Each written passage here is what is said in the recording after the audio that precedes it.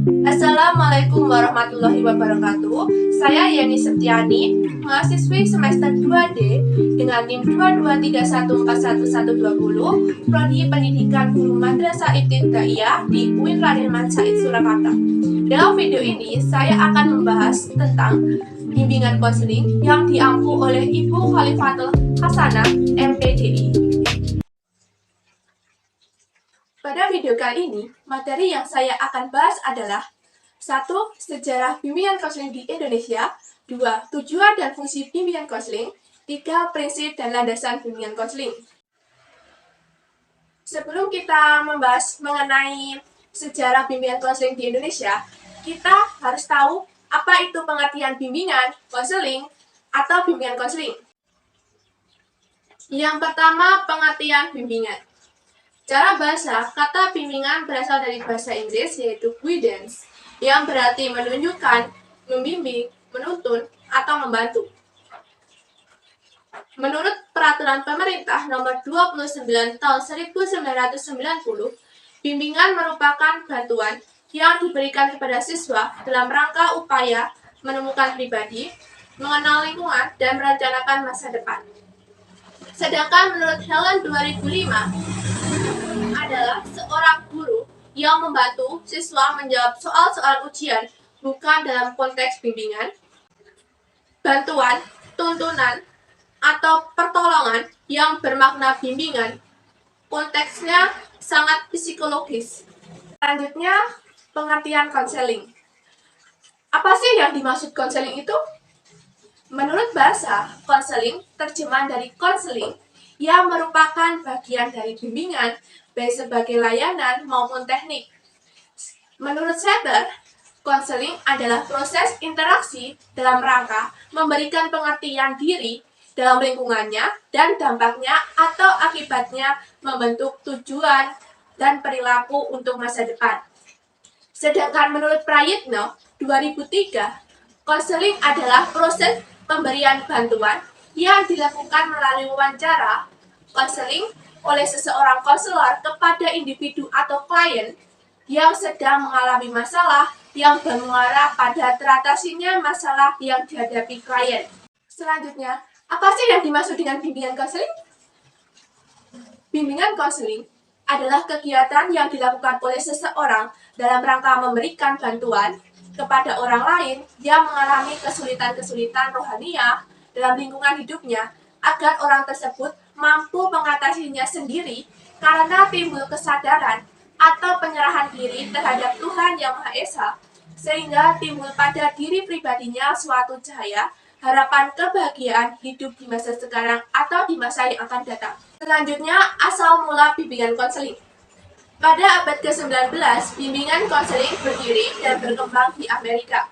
Di sana sekolah mengembangkan bimbingan atau guidance program untuk membantu para peserta didik agar memiliki pemahaman yang lebih baik tentang keadaan dirinya dan bertanggung jawab.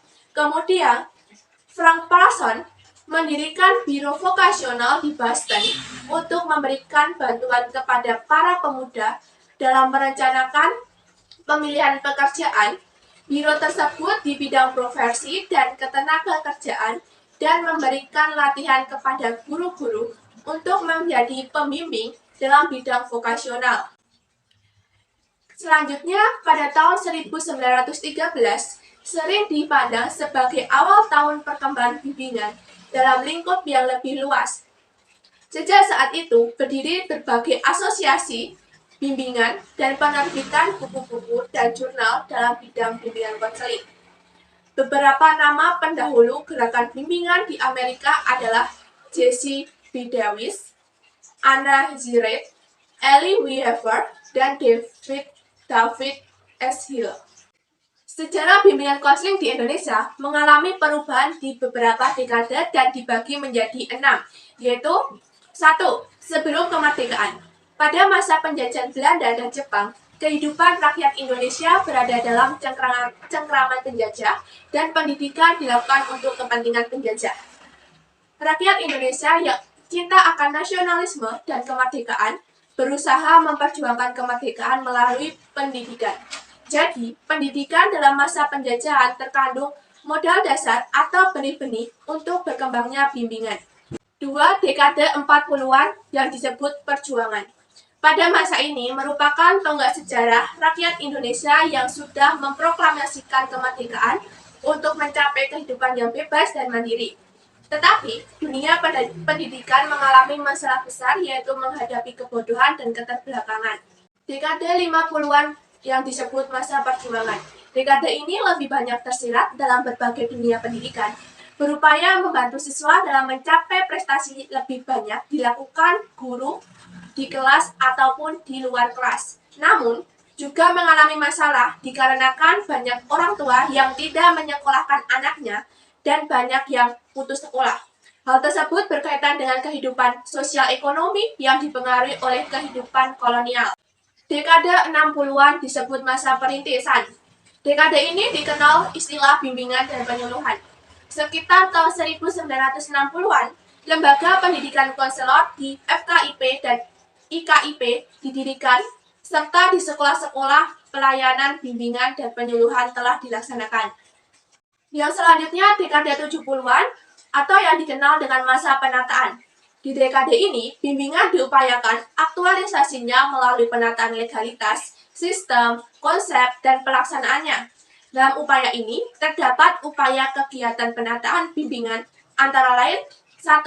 Pemantapan layanan bimbingan konseling di sekolah berdasarkan kurikulum 1975.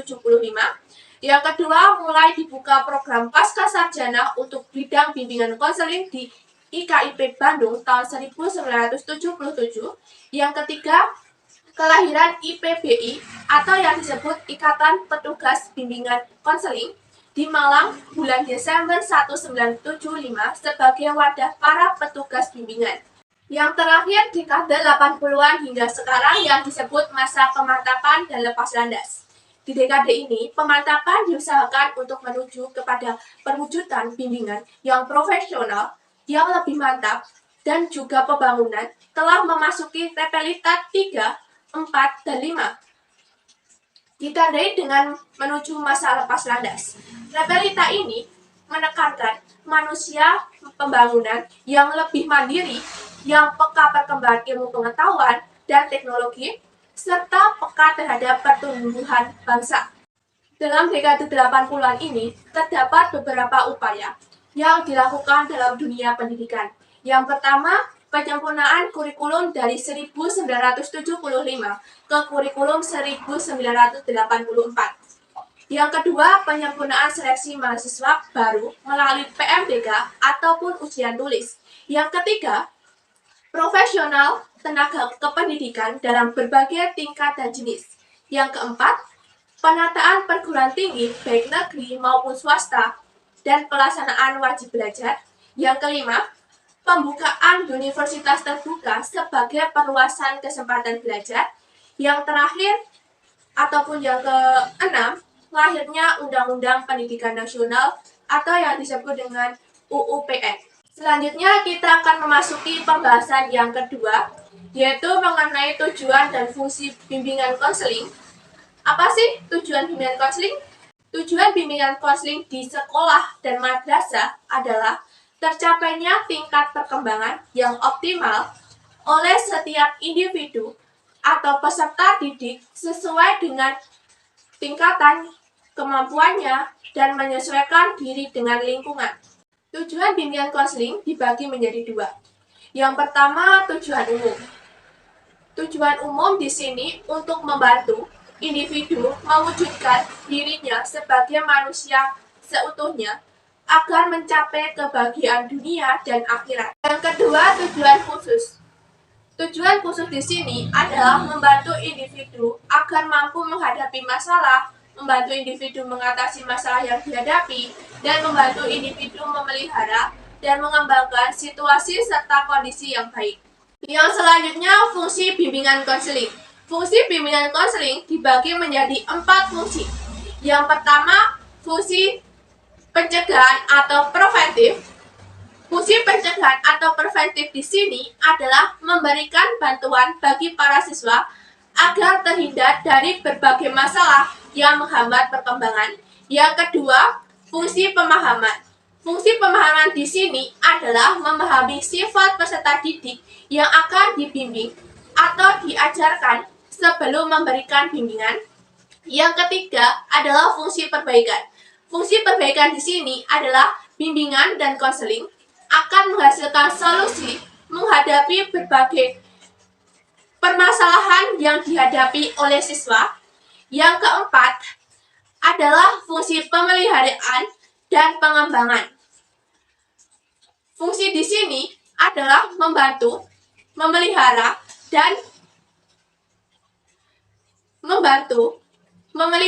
dan mengembangkan seluruh kepribadian siswa secara mantap, terarah, dan berkelanjutan. Yang selanjutnya kita akan memasuki pembahasan yang ketiga, yaitu tentang prinsip-prinsip dan landasan bimbingan konseling. Sebelum kita memasuki materi pokok, apa sih yang dimaksud dengan prinsip itu? Prinsip berasal dari kata prinsipra yang artinya permulaan dengan satu cara tertentu melahirkan hal-hal lain yang keberadaannya tergantung dari pemula itu.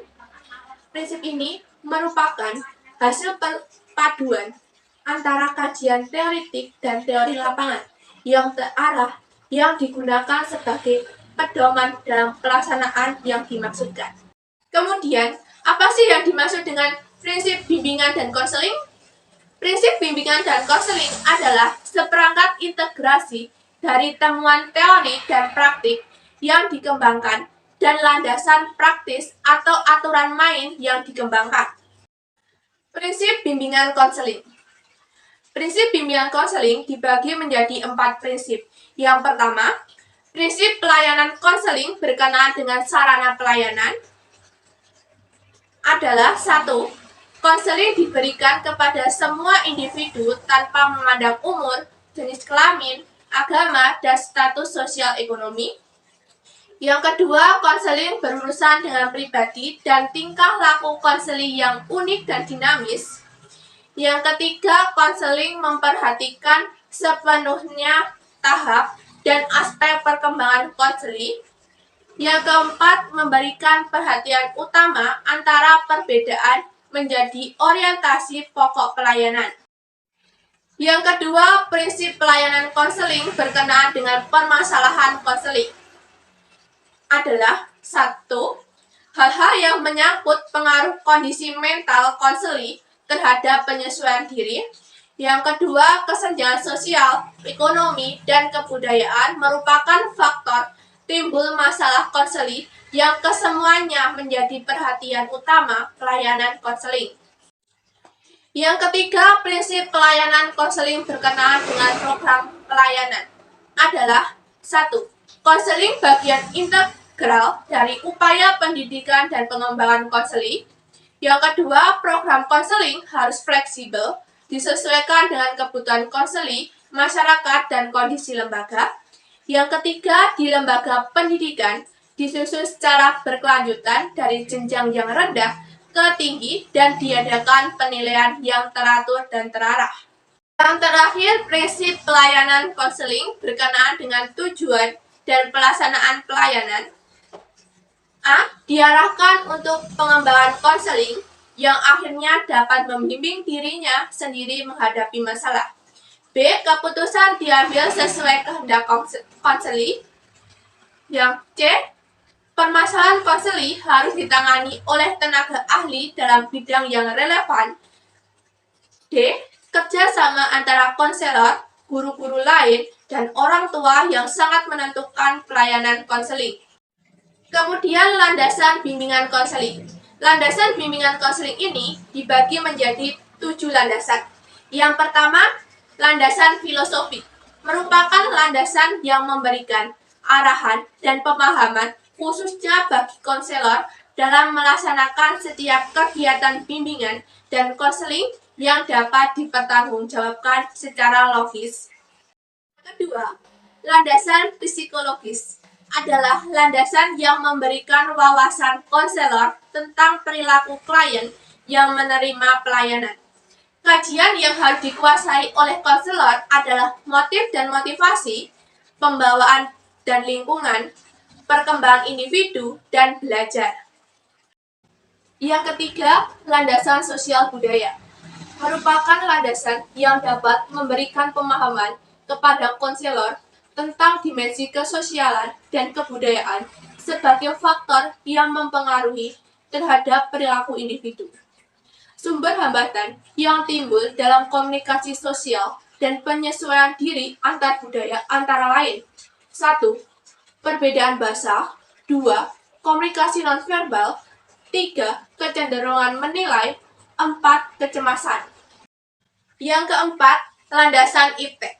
Merupakan kegiatan profesional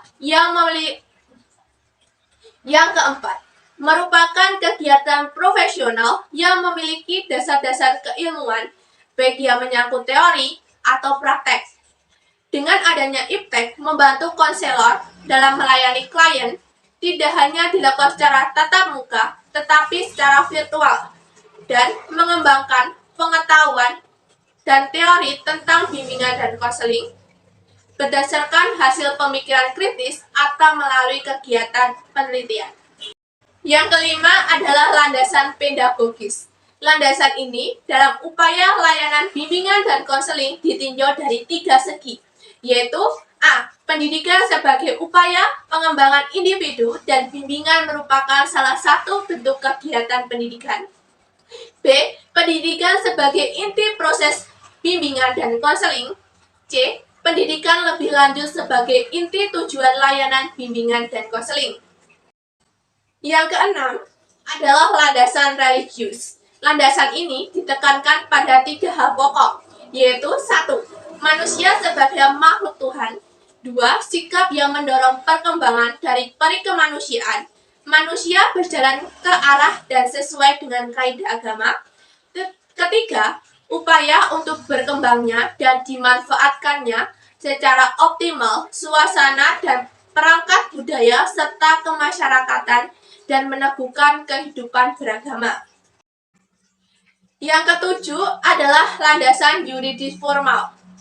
Landasan ini berkenaan dengan berbagai peraturan dan perundangan yang berlaku di Indonesia tentang penyelenggaraan bimbingan dan konseling, yang bersumber dari Undang-Undang Dasar, peraturan pemerintah, keputusan menteri, serta berbagai aturan dan pedoman lainnya yang mengatur tentang penyelenggaraan bimbingan dan konseling di Indonesia.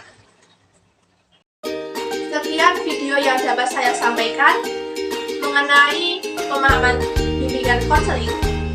Bila ada kurang dan lebihnya saya mohon maaf. Wassalamualaikum warahmatullahi wabarakatuh.